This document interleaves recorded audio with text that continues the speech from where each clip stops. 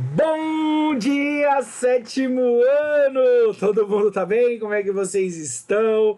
Galera, hoje nós temos uma aula aí até um pouquinho longa aí, vamos ver, tá? Vai dar uns 25 minutos aí de aula, mais meia hora, não sei.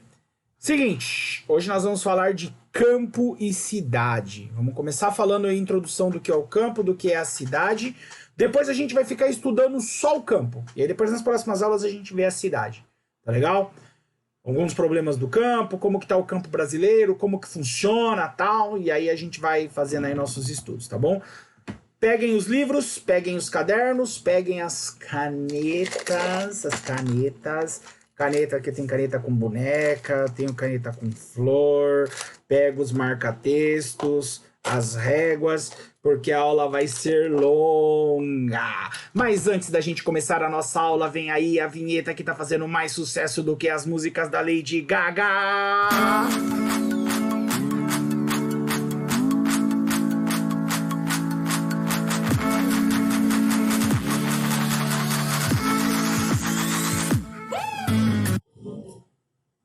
Isso aí, vamos lá?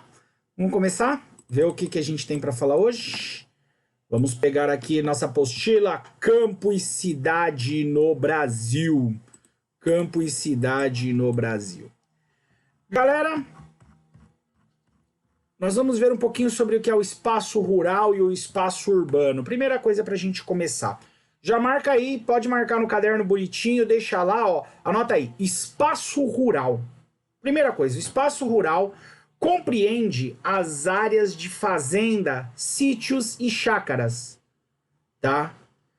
É o lugar onde são desenvolvidas as atividades agropecuárias. Pessoal, quando eu falo de atividade agropecuária, eu estou juntando agricultura e pecuária, tá?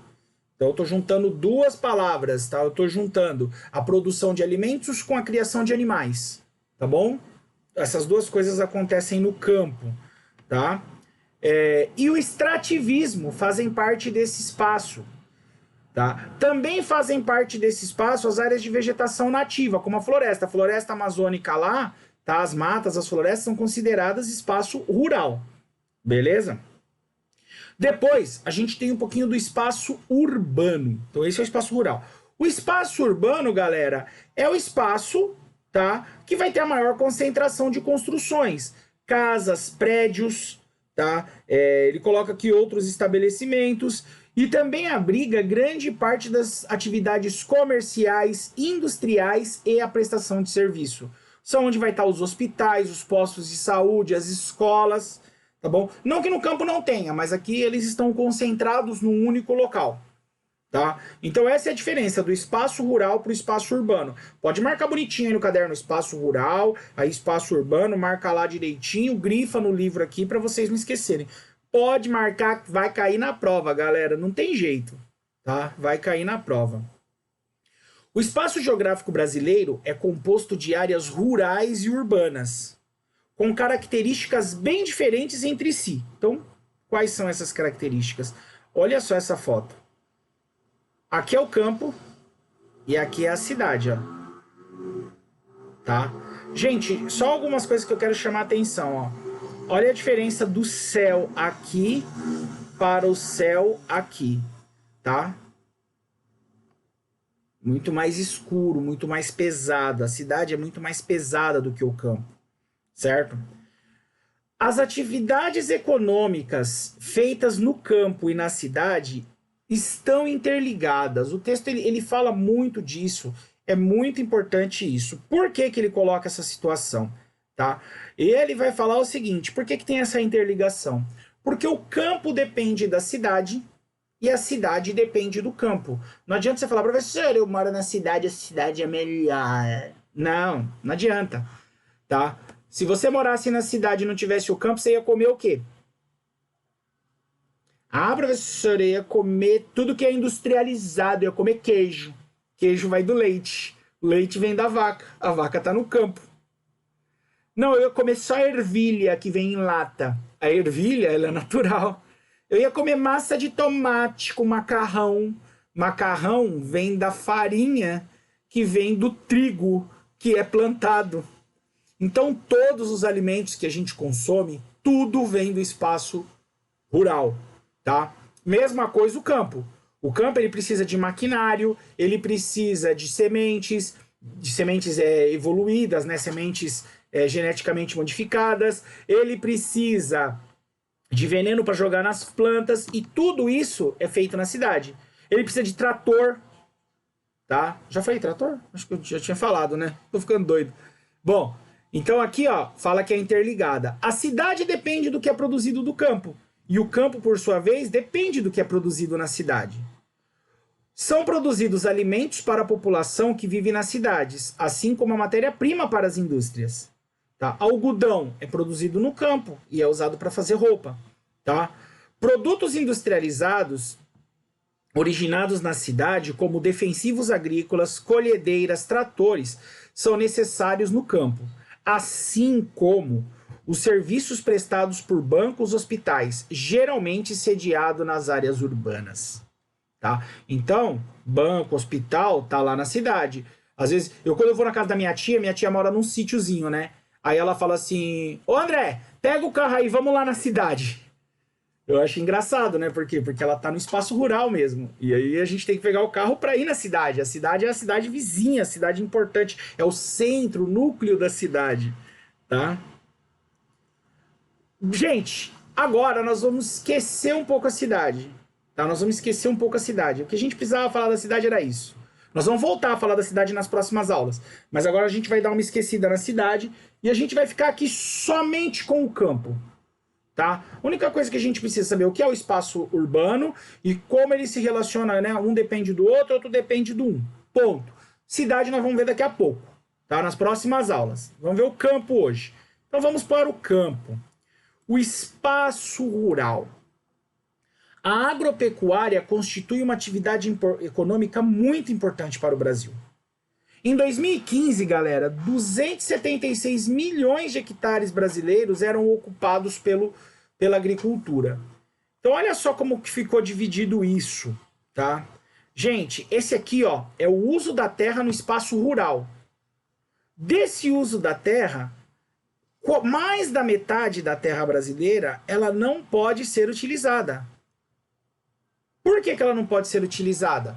Porque é floresta, terra indígena, reserva ambiental, parque ambiental. Então, grande parte aí, tá? Quase 60% da terra brasileira não é usada, tá? Não pode ser plantada, não pode pôr gado nela, tá bom? Porque são áreas de proteção ambiental, tá? Então, essas áreas, terras indígenas também não podem ser usadas para plantio, tá? Então, essa parte aí, ó, já não pôde, tá? Dessa outra parte, então essa parte azul já era. Dessa outra parte, a parte roxinha aqui, ó, é a parte que é usada com pecuária, com a criação de animais, beleza? Então, 196 milhões de hectares é utilizado com a pecuária. E 80 milhões de hectares com as lavouras, com os plantios. Plantio de soja, de cana, de milho, de mandioca, de arroz, de feijão, de ervilha, de trigo, e aí vai, tá? Trigo, soja, tá bom? E o que sobra são áreas que ainda podem ser utilizadas, que não são reservas, mas que ainda não foram utilizadas, por causa de uma burocracia, de algum problema, ou são terras do Estado, tem algumas áreas aí que não são utilizadas, tá? Então, esse aí é a história do campo brasileiro aí, visto começando.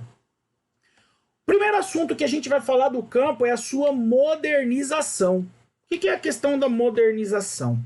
A gente vai ver, galera, que a agricultura nos últimos anos vem sofrendo um grande processo de modernização. O texto fala o seguinte, que até o século XIX, até o meio do século XIX, meados, quando eu falo meados do século, é mais ou menos o meio do século. Tá? Século XIX não, século XX. Século XX, 1900, de 1900 a 1999. 1901 a 2000, certo? Então, quando eu tô falando lá do século, meados do século XX, então eu tô falando ali no meio do século, mais ou menos 1950. Até meados desse século, tá? O Brasil utilizava apenas métodos tradicionais na sua produção. Então, se ele quisesse tirar lá uma vegetação, eles queimavam, tá?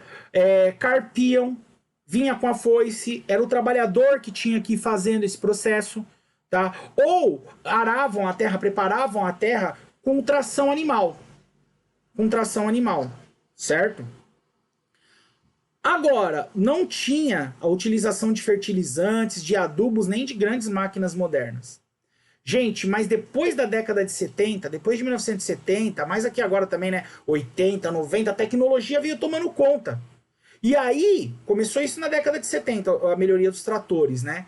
E essa agricultura, essa agropecuária moderna, ela começa a ganhar um espaço aqui nas terras do Brasil, tá? E aí o texto vai falar, ó, que essa tecnologia, ó, mais avançada na agricultura, como adubos, fertilizantes, sementes selecionadas, máquinas, implementos agrícolas, tá? Então, vai começar aí a técnicas mais avançadas. Técnicas avançadas na criação dos animais, na hora de você produzir o leite, na hora de você produzir a carne, na hora de você selecionar geneticamente esses animais. Então, você pega os melhores animais para fazer o cruzamento, para ter uma genética melhor, tá? Tudo isso foi mudando a partir da década de 70, certo? Só que tem uma coisa importante, galera. Essas técnicas modernas, essas técnicas mais avançadas, são utilizadas nas fazendas mais ricas, nas fazendas maiores, tá? Nós vamos ver que existe dois tipos de propriedade no Brasil. Existe a grande propriedade, existe a pequena propriedade rural. Na grande propriedade, a gente vai ver que tem toda uma tecnologia, e na pequena propriedade você vai ver que tem um agricultor trabalhando, tá bom? Então, olha só, ele vai falar aqui, ó, as técnicas modernas de produção agrícola, em geral, são empregadas em grandes propriedades monocultora de gêneros agrícolas, comercializados para o exterior, como cana-de-açúcar, soja, trigo, café e laranja. Gente, olha lá, marquem aí, grandes propriedades monocultoras. O que é monocultura? É uma cultura, tá? Mono, se fosse poli, seria vários. Monocultura é a produção de um tipo de alimento, uma coisa só. Então eu planto soja, eu vou ter uma plantação só de soja, a minha fazenda é só soja, eu vou comprar um maquinário só para soja. Tá? Eu vou comprar colhedeira para soja, vou comprar a plantadeira, colhedeira, vou comprar todo o maquinário voltado para a soja. Eu planto cana, vou comprar a máquina para cana, é diferente um pouco da máquina de soja. Então eu vou me adaptar, comprar adubos, comprar semente, comprar fertilizantes, tudo para aquela produção. Tá bom? Mas isso tem que ter dinheiro. Então, só nas grandes fazendas, nas propriedades ricas que acontece. Tá bom? Isso é importante. A gente vai ver mais pra frente. Aí nós vamos ter aqui, então, os contrastes, olha só. Já começa a falar aqui dos contrastes no campo brasileiro. Então, já vai lá. Pequenas propriedades. As pequenas propriedades, galera, ela tem o cultivo da mão de obra familiar. Então, quem trabalha nela? A família do agricultor. Tá? Quem trabalha lá no sítiozinho da minha avó. Quem trabalha no sítio da minha avó é minha avó, meu tio Nelson, minha tia Felícia, o filho dele Renan e só. Certo? Essa é a pequena propriedade, é a mão de obra familiar, é a família que está trabalhando. Certo? A produção se destina, em primeiro lugar, ao sustento do agricultor. Então, a minha avó, ela tem as galinhas dela, ela tem os porcos dela, ela tem algumas vaquinhas que ela tira o leite, ela tem a plantação de feijão, de milho, de soja. Chega lá, ela, vou colher um milho pra gente comer. Vou pegar aqui uma galinha pra gente fazer no almoço hoje. Tá? Então, primeiro lugar é para a família. E aí é para vender para o mercado interno também. O que sobra, ó, boa parte é responsável pela alimentação dos brasileiros. A minha avó, por exemplo, minha avó tem 20 vacas. Ela tira leite e as 20 vacas dá bastante leite.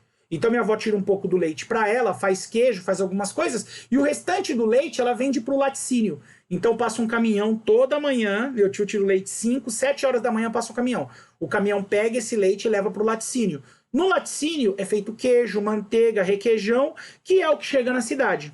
Tá? Minha avó está perto de um laticínio lá, o laticínio produz esses alimentos vão chegar aqui na nossa mesa, vão chegar aqui na cidade, tá bom? Então, essa produção, ela é responsável também para a chegada dos brasileiros. Então, a minha avó às vezes planta um pouco de mandioca, às vezes planta um pouco de milho. Quando dá a produção, ela vende para o Ceasa ou vende para algum produtor que vai vender para o Ceasa, que vai chegar aqui para nós. Tá? Então, essa é a pequena propriedade. Aí vem as grandes propriedades. As grandes propriedades já têm outras características. Tá? Maquinários mais sofisticados, técnicas modernas de produção, certo? Esses produtos, galera, eles são voltados ou para as indústrias ou para exportação. Então, por exemplo, o cara produz soja, ou ele vai vender para a empresa, para fazer o óleo de soja, para os caras tirarem óleo e tal, ou eles põem no container, tá? Carregam os caminhões, colocam no container, leva até o porto e exporta. E tanto que a gente fala, nossa, o Brasil é o maior exportador de soja do mundo, o Brasil é o maior exportador de carne do mundo, o Brasil é o maior exportador de milho do mundo, laranja, tá? O Brasil tem uma região de laranja aqui no interior de São Paulo, toda essa laranja tem laranja que a gente nem conhece. Tem uma empresa brasileira chamada Citrosuco, ela produz um suco, ela é de Matão. Ela produz um suco em Matão, ele parece um sabão, sabe aquele sabão pastoso? Eles produzem o suco, enlatam esse suco e vendem direto para os Estados Unidos. A gente nem conhece esse suco no Brasil. Eu conheço porque eu tenho um primo que trabalha nessa indústria e eu fiquei conhecendo. Mas a produção de laranja nessa região é tão grande e a gente não chupou uma laranja de lá. As laranjas são colocadas nos caminhões, exportadas, tá? Na região de Limeira, por exemplo, certo? E a região de Matão, Araraquara ali, é fortíssima nessa região, tá? Mas é tudo o quê? Grande propriedade agrícola voltada para o abastecimento ou das indústrias ou do comércio exterior, certo? O que mais ele fala? A modernização, quando a gente fala de modernização, galera, ela tem ocorrido nas grandes propriedades, tá? Nas grandes. Na pequena, a gente ainda tá lá. Olha só aqui a diferença, ó. Esses dois lugares, essas duas terras estão fazendo a mesma coisa. Estão arando a terra, estão mexendo a terra. Para você plantar, você tem que mexer a terra para ela ficar fofa, para a semente poder produzir, senão ela fica seca, certo? Olha lá, o cara aqui fazendo com caminhão, olha o tanto de espaço que ele consegue arar. E olha aqui meu tio Nelson aqui, ó. Meu tio Nelson era a terra aqui, ó, o cavalo puxando o arado e ele vai movimentando. Gente, quem vocês acham que vai terminar mais rápido? Claro que é o caminhão, né? Claro que é o tratorzão aqui, tá bom? Galera, no Brasil, a gente vai ver o seguinte, que as pequenas propriedades, elas têm 10 hectares ali e tal. Em compensação, lá no meu tio Nelson também dá pra ver isso, na casa da minha avó. Você tem sítios pequenos, com até 10 hectares, e você tem fazenda com mais de 1.000 hectares. O cara foi comprando as fazendas do lado lá da casa da minha avó. Meu, o sítio da minha avó ficou pequenininho. Você olha o sítio do vizinho. Nossa, o negócio... A fazenda, né? Aí já muda o nome. Chácara é menor, sítio é intermediário e fazenda, meu amigo, não queira. A fazenda tem fazenda que você tem que andar de carro para você conseguir atravessar ela. Tá? Você tem que andar de carro, de tão grande que a bicha é. Certo? Então, isso daí é uma questão. E aí, galera, nós vamos falar um pouquinho do êxodo rural. O que é o êxodo rural? Tá? Gente, lá na década de 70, o maquinário começou a chegar. Começou a chegar os novos tratores. Então, o que aconteceu? Meu, você precisava de umas 10 pessoas para arar a terra nessa época. Você tira 10 pessoas, você põe um trator. O que vai acontecer com essas 10 pessoas? Só uma vai ter emprego. Eu vou pôr uma para dirigir o trator e as outras 9, meu amigo, ó, um abraço, vai com Deus, tchau. Certo? Vão perder o emprego. Essa perca de emprego, tá, vai fazer o êxodo rural. Então tem alguns motivos desse êxodo rural, certo? O êxodo rural, galera, é a migração em grande contingente de pessoas do campo para a cidade. É a saída das pessoas da área urbana, da área rural, tá? Da área rural para a área urbana. Tá bom? Então olha só o que acontece aí, ó. A gente vai ver por que você tem essa questão do êxodo rural. A mão de obra, tá? A mão de obra necessária para o trabalho nas propriedades rurais. O que aconteceu? Diminuiu essa mão de obra. Acabou, ó, a introdução do maquinário no campo, diminuiu a quantidade da mão de obra. Tá? Muitas pessoas desempregadas por esse motivo passaram a buscar melhores condições de vida. Então, o cara ficou desempregado, vai para a cidade. Tá? Outra coisa, a oferta de emprego na cidade, as indústrias, a cidade crescendo, a expansão, um monte de serviço, atrai também as pessoas. Então, quer dizer, acabou o emprego lá e tinha emprego aqui, certo? Esse fator aí é bem importante, tá bom? Outra coisa que foi importante, gente, isso aqui é importante, vamos anotar isso, tá? A criação do Estatuto da Terra em 1963. O que aconteceu com o Estatuto da Terra? Eu vou explicar, não vou ler não, tá? Vocês podem grifar aí. Em 63, criaram uma lei dizendo o seguinte, ó, a partir de hoje o trabalhador rural tem os mesmos direitos do trabalhador urbano. Então ele tem que ganhar no mínimo um salário mínimo, ele tem que ter registro em carteira, ele tem que ter férias, ele tem que ter 13º. Legal, não é? Pô, legal, o professor criou a lei trabalhista. Criou a lei trabalhista, mas isso gerou um problema para o trabalhador. Infelizmente. Infelizmente, nós geramos um problema para o trabalhador. Por quê? Porque o proprietário da fazenda, ele começou a gastar mais. Ele começou a gastar mais. E aí, o que ele faz? Para gastar menos, ele manda embora. Então, eu tinha 100 trabalhadores, mas eu não tenho dinheiro para pagar os 100, vou contratar só 30 esse ano. Porque eu não tenho dinheiro para registrar todo mundo. Ou não quero gastar o dinheiro. Às vezes não é nem que não tem. Às vezes o cara não quer. Vou economizar meu dinheiro aqui, vou ficar gastando dinheiro com o trabalhador. Vou pôr 30 lá, os caras que se viram para dar conta da produção. Tá? Então, olha lá, os custos aumentaram. E aí o trabalhador mandou gente embora. Isso também. Então foram dois problemas, tá? O problema da criação do Estatuto da Terra e a segunda coisa, a quantidade de caminhões e de tratores que começaram a chegar lá no espaço rural, tá bom? Então, dois problemas aí que detonou essa situação. Gente, uma coisa que o texto vai falar aqui é sobre a estrutura fundiária no Brasil, sobre a desigualdade nessa estrutura fundiária. Então, o que a gente vai falar? Tem um gráfico aqui bem legal. Estrutura fundiária, grifem isso também é importante, é a forma como as propriedades rurais estão organizadas ou distribuídas no Brasil, de acordo com o seu tamanho. Então, tem um gráfico aqui muito bacana. Esse gráfico diz o seguinte, olha só. A gente vai ver aqui esse gráfico, a gente tem que ver por linha, tá? Aqui, ó, acima de 1.000 hectares, tá? Aqui, ó, até 10 hectares. Aqui tá minha avó. Minha avó tá aqui, ó. Certo? Então, o que acontece aqui, ó? Aqui diz o seguinte, 50% das chácaras das áreas rural estão na mão de 2% só das pessoas. E 1% das fazendas ocupam 50% do território brasileiro.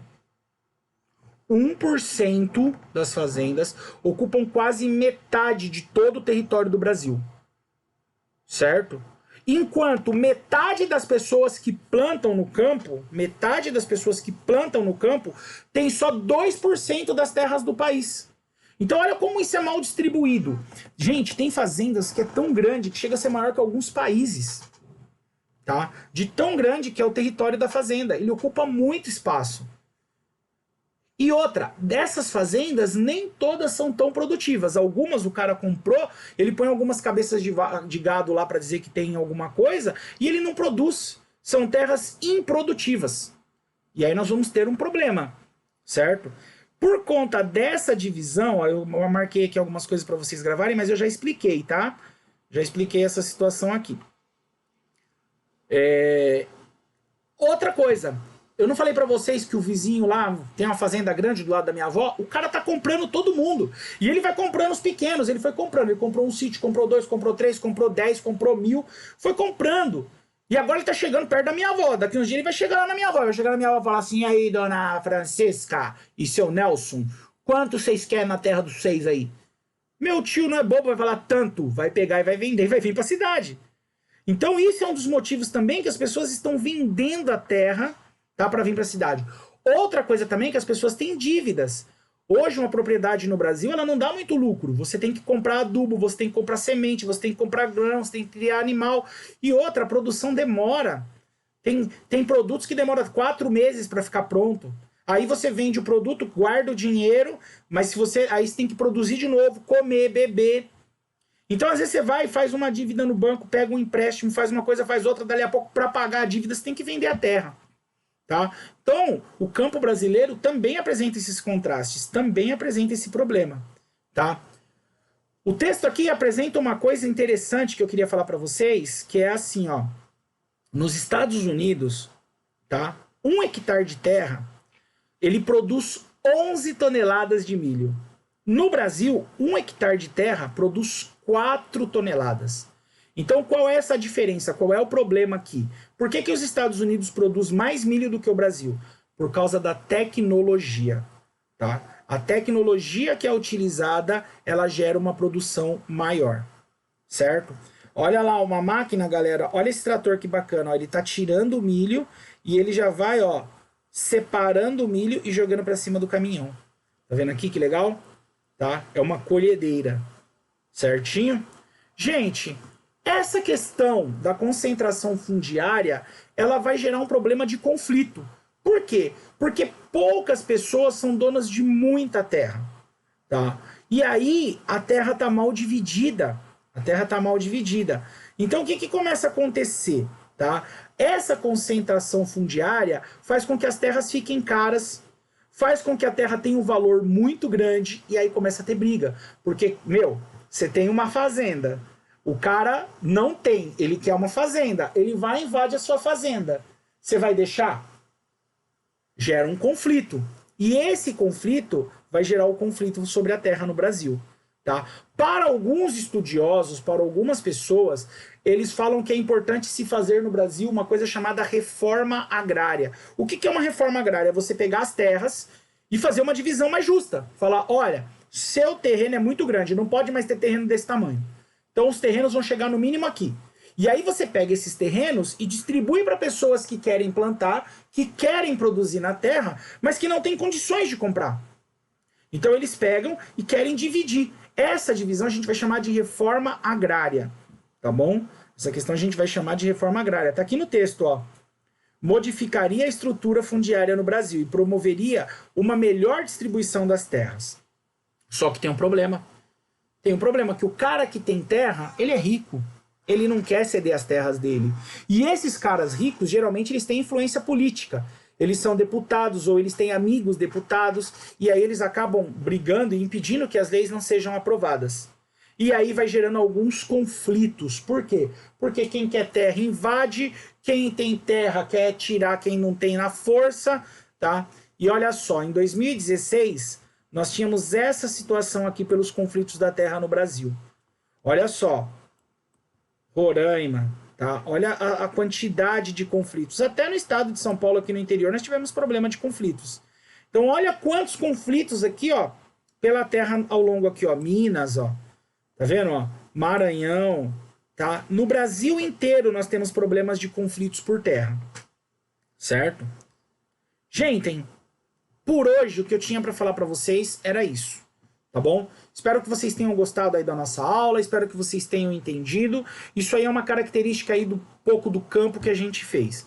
Gente, como essa aula demorou um pouquinho, eu não vou colocar, eu quero que vocês grifem bem, marquem aí algumas coisas no caderno. Eu não vou colocar atividade, essa atividade do Google Docs hoje. Então vocês também têm atividade do caderno do livro para fazer. Então terminou essa aula, grifou tudo, marcou tudo no caderno, vai fazer a atividade do livro. Professor, não deu tempo de fazer atividade na aula. Faz mais tarde, lição de casa. Tá bom? Fica de lição de casa. Então respondam as atividades do livro.